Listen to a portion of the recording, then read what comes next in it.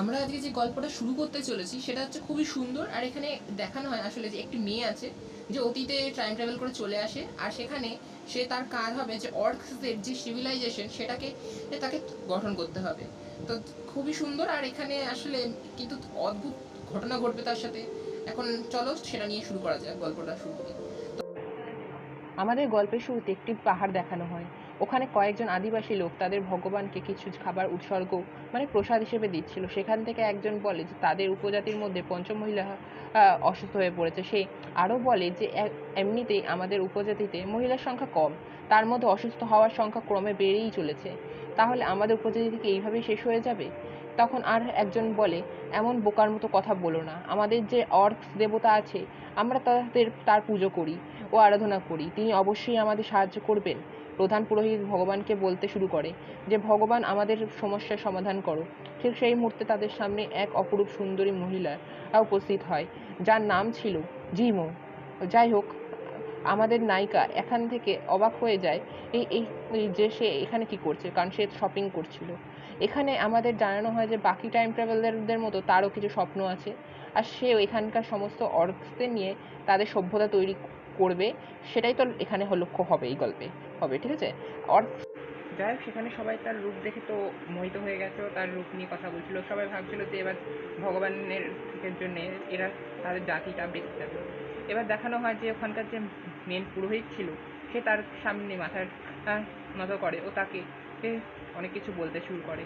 ও সে তাদের মধ্যে একজনের সাথে তাকে মিট করতে বলছিল। আর এইসব শুনে তো আমাদের যে জিমও ছিল, সে খুবই আশ্চর্য হয়ে যায়। আর সে ভাবে যে কী চলছে এগুলো।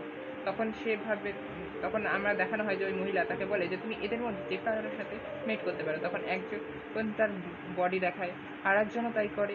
এইভাবে সবাই বডি দেখাতে থাকে নিজের, তার সাথে মেট করার জন্য। এবার দেখানো হয় যে আরেকজন বলে যে তুমি আমার কাছে আমি অনেক বড়। আর তারপরে আরেকজন বলে যে আমি খুব সুন্দর দেখতে। এরকম করে সবাই একে অপরের নিজে বলতে থাকে। তো কেউ বলতে থাকে যে আমি তার জন্য একমাত্র যোগ্য, তো কেউ বলে না তুমি তার জন্য যোগ্য নও। তো এইভাবে দেখা যায় যে জিমও ছিল, সে খুবই বেশি ফ্রাস্ট্রেটেড হয়ে যায় বা বিরক্ত অনুভব করে। ও তখন তাদের সবাইকে থামতে বলে।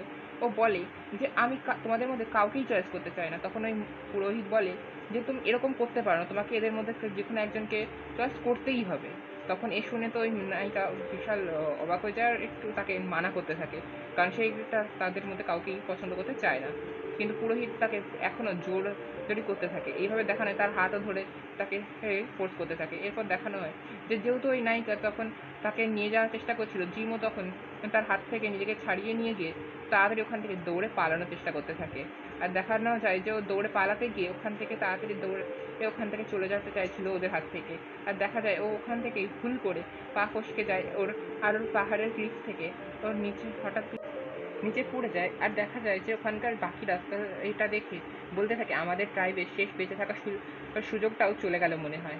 আর তখন তাদের মধ্যে একজন বলে যে তাকে উড়ে আমাদের মধ্যে একজনের যে কোনো একজনকে উড়ে তাকে বাঁচানো উচিত। তখন কে বলে যে না, আমি তাহলে উঠতে জানি না।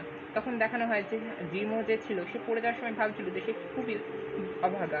আর দেখানো হয় যে সে পড়ে যাচ্ছিল ওখান থেকে। আর তখনই ওর বাকিরাও খুবই আফসোস করছিল তার এইভাবে পড়ে যাওয়া নিয়ে।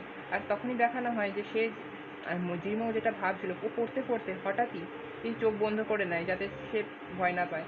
এরপর দেখা যায় সে পড়ে যাওয়ার আগেই হঠাৎই কেউ ওখানে পালো ঘুরতে থাকে তার চারপাশে। আর ওখানে হঠাৎই কারোর ডানা দেখা যায়।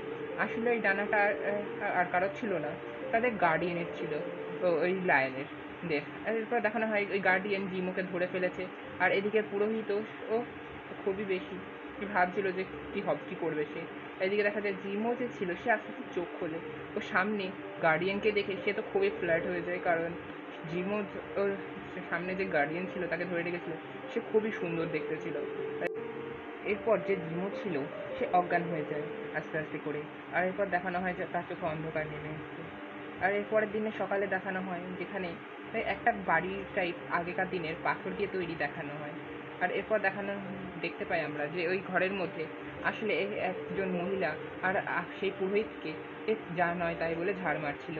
আর সেই গার্ডিয়ান জিমোকে একভাবে দেখছিল, আর জিমো সেখানে অজ্ঞান হয়ে পড়েছে। তাদের ট্রাইবের প্রধান বলে যদি গার্ডিয়ান ওকে না বাঁচাতো তাহলে তো আজকে মরে যেত তোমার ইনজাস্টিসের কারণে। তখন আমরা দেখি যে ওই পুরোহিত বলে যে আমি আসলে এরকম করতে চাইনি, আমি তো চেয়েছিলাম আমাদের গ্রামে যাই করেছি সব আমাদের ট্রাইবের জন্য। তখন ওই লিডার বলে যে আমার মনে হয় না তোমার এটা কোনো ধরনের কাজ হলো না, আর তুমি জানো না যে কোনো মেয়ের নিজস্ব পার্টনার চয়েস করার অধিকার আছে, তুমি কি অর্ক গডের কথা আইন ভুলে গেছো? আর সেই যে তাকে বিশালভাবে বকতে শুরু করে দেয়।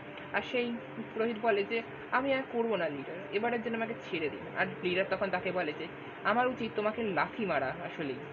আর তাকে তার পেছনে ছুটতে শুরু করে দেয়। আর সেও তাকে বলতে থাকে যে লিডার আমি আর করবো না, আমাকে ছেড়ে দিন এইবারের জন্য তাহলে।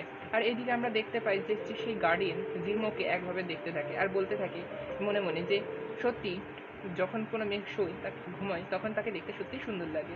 এরপর দেখানো হয় যে জিমো আস্তে আস্তে তার তার জ্ঞান ফিরে আসছে, আর সে তাকে সামনে ওকে দেখতে পায়। আর এদিকে দেখানো হয় সবাই তার দিকে তাকায় যে তার জ্ঞান ফিরে আসছে বলে। আর তারপরে দেখা যায় যে গার্ডিয়ান জিমোকে উঠতে সাহায্য করে, আর জিমো আস্তে আস্তে চোখ খুলে দেখে। আর তার মনে পড়তে থাকে যে সে কি হয়েছিল তার সাথে। আর সে ভাবে যে সে তো পাহাড় থেকে পড়ে যাচ্ছিল, আর তারপরে তার সেই গার্ডিয়ানের কথা মনে পড়ে।